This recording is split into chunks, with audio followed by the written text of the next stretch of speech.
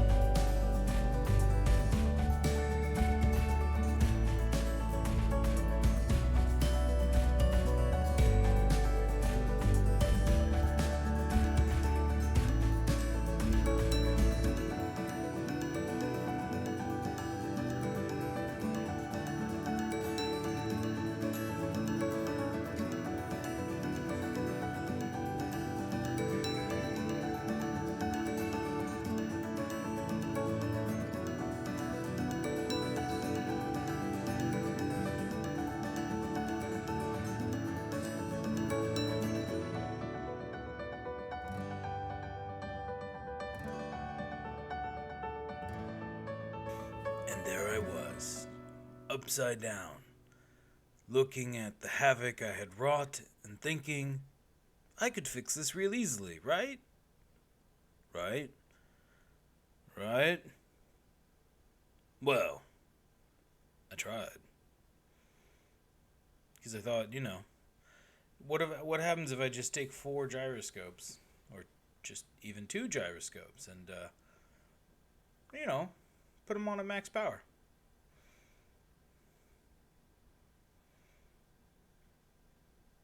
So this is me trying to figure out,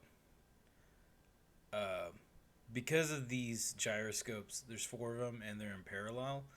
What I think was going on is that they were, see, that if I had 3 of them, if I had all 4 of them on override controls, and I tried manipulating one at a time, the other 3 were overpowering the one. So I had to disable. So I had to disable one of them, or disable 3 of them, and then use the one to try to flip it over.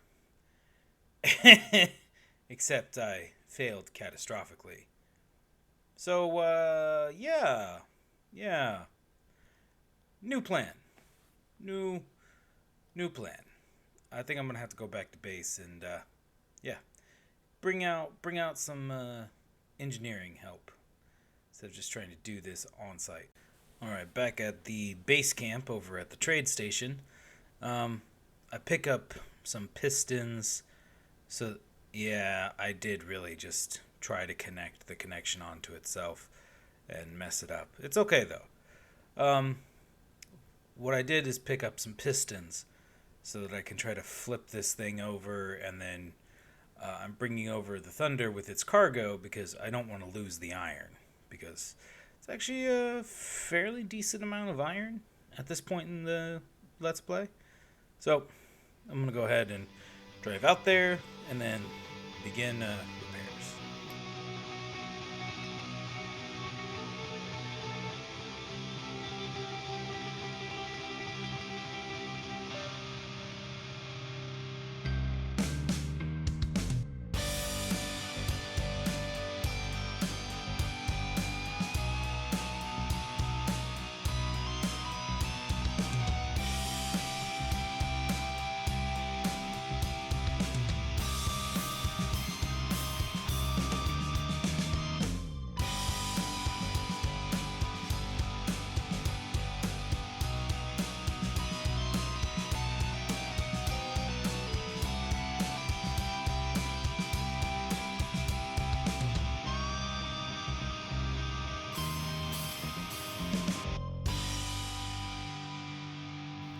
In typical Marduk fashion, I did not check the inventory of the Thunder before coming out here. So there's actually not a lot of space to put anything.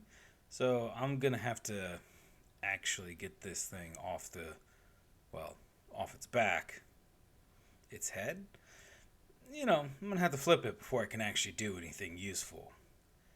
And I don't really have a concrete plan in approaching this. And just kind of wing it. I throw a piston on here so that everything is kind of shifted.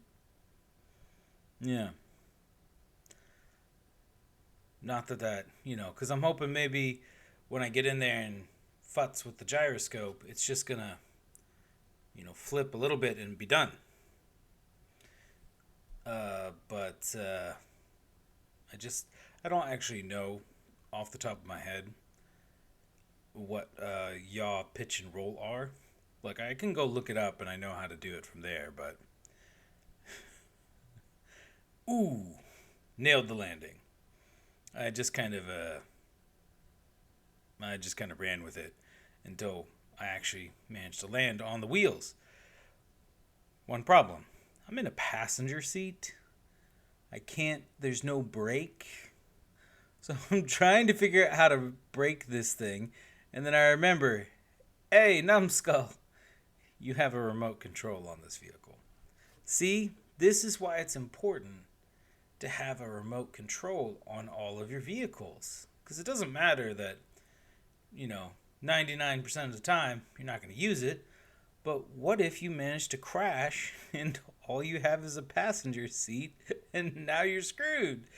You're going to be like, that'll never happen. Well,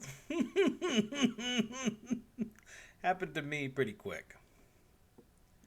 But besides destroying the control chair and destroying the cargo, this thing's actually in tip-top shape.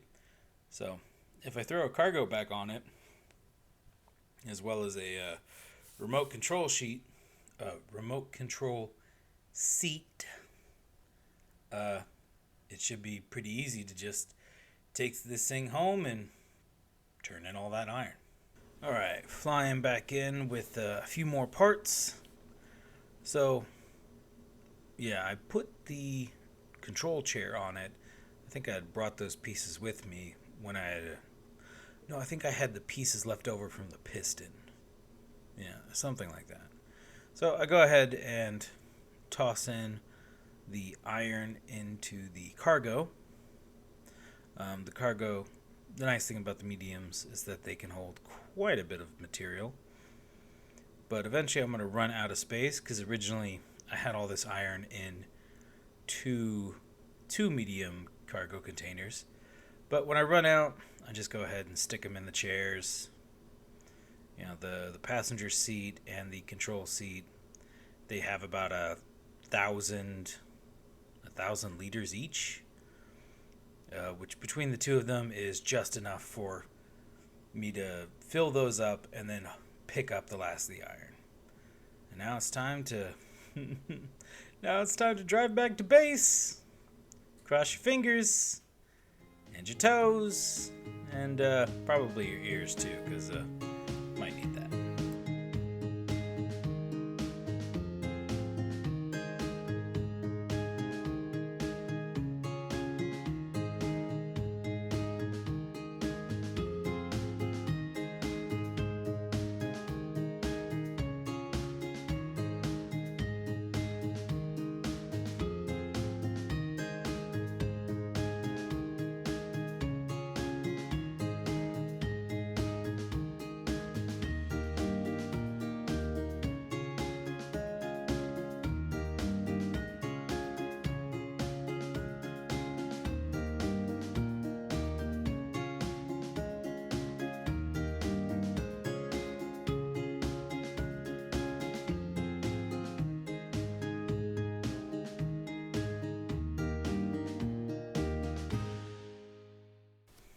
Did you doubt me?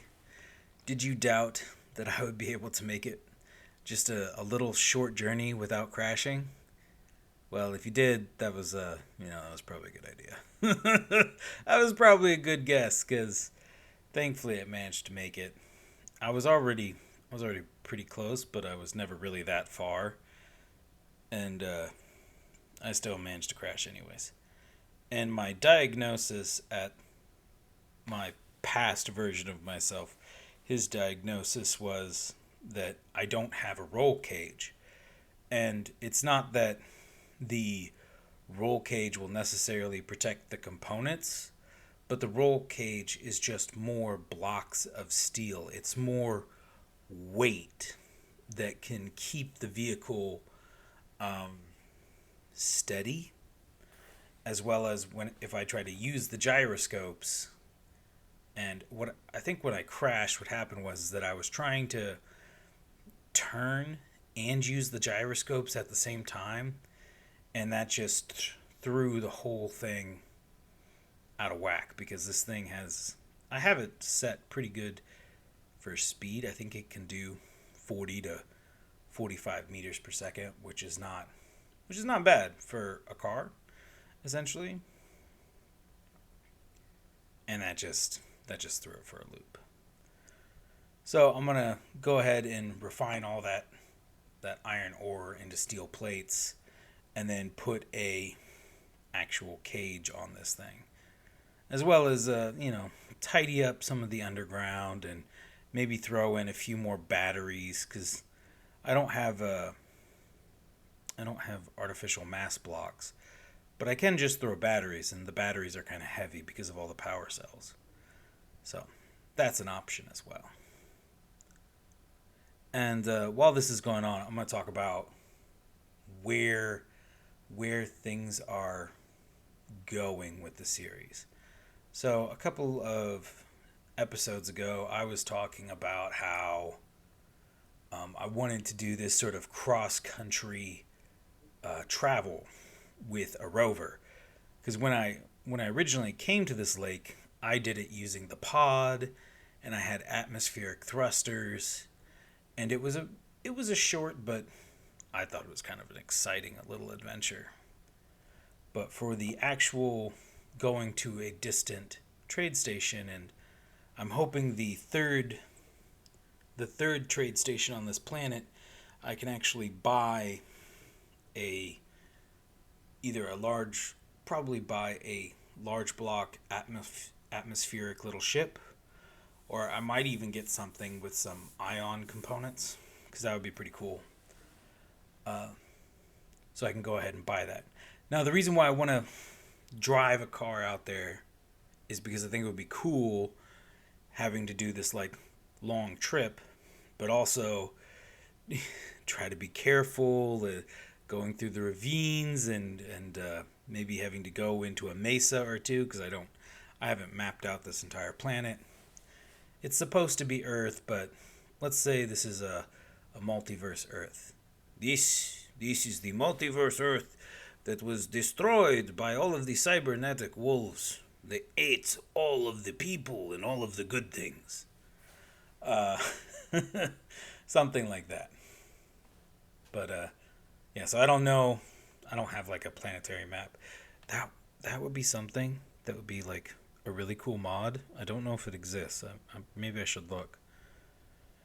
Is one that actually creates, or one that allows you to basically ship a three-dimensional map of the planet. And so if you wanted to do sort of a nomadic journey or a long trekking journey, you could actually navigate without getting stuck on a mountainside. Just a thought. Maybe there is something like that already, and I'm just ignorant. Yeah, being ignorant is probably the best way to describe that. So, I do want to go to one of these far off trade stations. So, I'm going to need the money, which is what I'm going to do kind of off camera in the interim, make a whole bunch of cash. I think safe bet is probably 50 million, from what sometimes they are. That should give me a pretty wide range of things to buy. I could also probably get a new welder and new grinder. I don't know if I ever said it on camera, but in my head I'm like, no, I can't just make my own of these. I need to go buy it. Because that actually sets a level of difficulty, a level of adventure. And part of this series is creating my own sense of adventure and my own sense of difficulty. I don't have to do the series this way. There are much easier and smoother ways to tech up into the space play, but you know, why spend the time sprinting towards the tech, towards the space play? I've got these planets, and these planets have, interesting environments. Every day I drive around the Twin Peaks, I feel more and more like this place it's like an actual place. I get a little bit more, I'm like, oh, I know that ravine, I know where it goes, and the land becomes, I know it's just digital, but it becomes more real to me. And maybe it becomes a little bit more real to you as well. So I really enjoy having to play it like this. And I hope you're enjoying watching it like this. And I don't want to just speed up real fast and then get to where I have these honking spaceships and these massive box things with 20 atmospheric thrusters just flying around, because gravity is pointless once you have enough atmospheric thrusters. That's not where my head is. My head is taking the time, making the small steps, and putting meaning to those. So where I go from here is to get ready for that sort of long distance travel. I want to build a garage. I want to have an actual large block base. Now, it's not going to be, what I want is that the mobile refinery acts as sort of its power system. while I do sort of expand it out. So I want to take the mobile refinery out there, start really hoovering up some iron boulders so that I can have maybe 10,000 steel plates, and then turn that into the basics of a garage, where I'm just going to use the the mobile station as like a power system while I build maybe some more excavator type vehicles, because I've been hand mining this whole time, and even with the tier 3 drill, it's a little bit repetitive, and that's good. That's part of the grind. But I think I'm getting to the material point where it makes sense that I go ahead and make an excavator and start moving towards the next couple of tiers. But once there's a garage, I'll probably do I'll probably put off the long distance travel till a little bit later. But garage, then I'm going to build a workshop. I'm going to have a little refinery workshop, sort of off the garage smeltery, and then an actual like print shop. And those are just going to be small block based. Instead of like it'll be a large block base, but I'll branch off of the conveyor system using the small blocks. And that'll be how I kind of run it, until I have like these excavators that can go out and get me tons of material.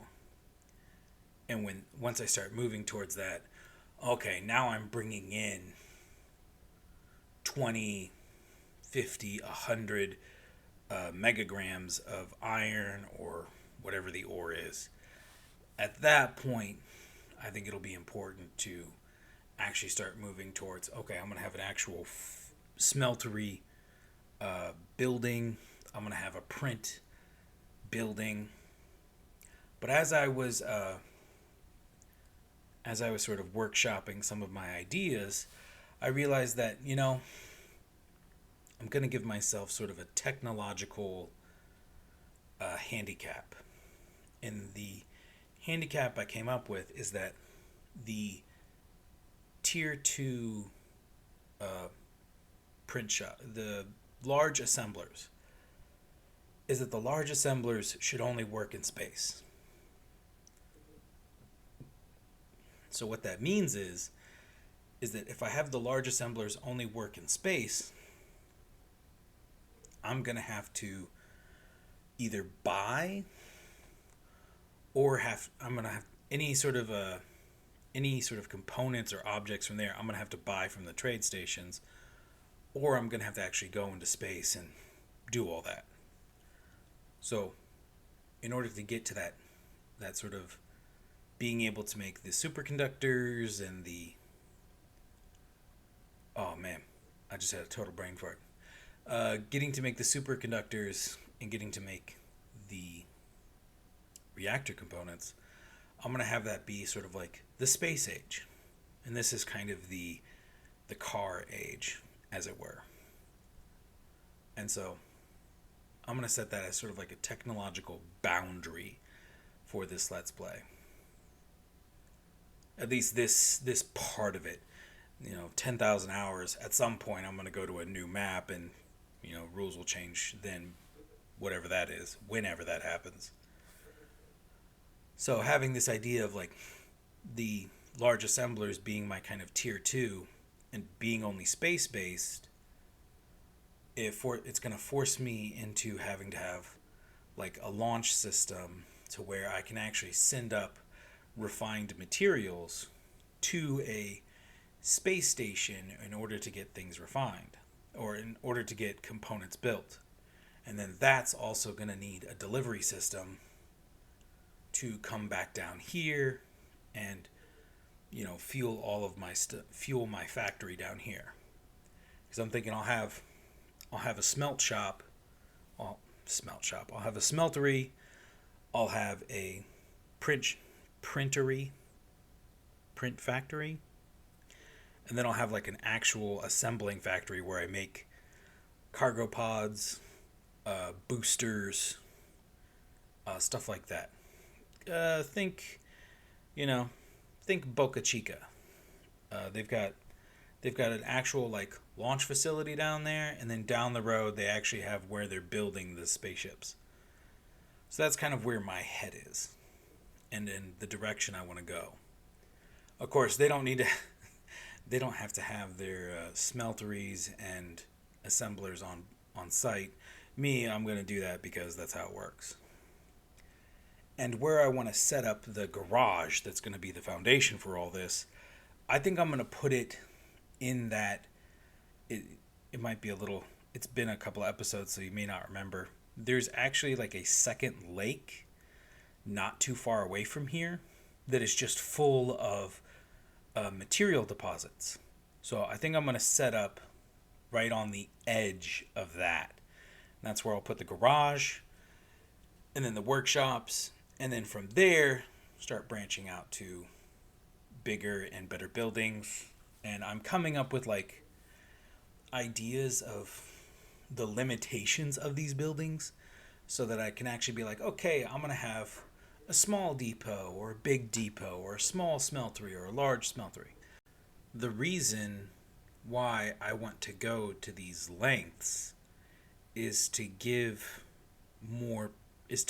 purpose to these designs rather than just, I could have a one and all.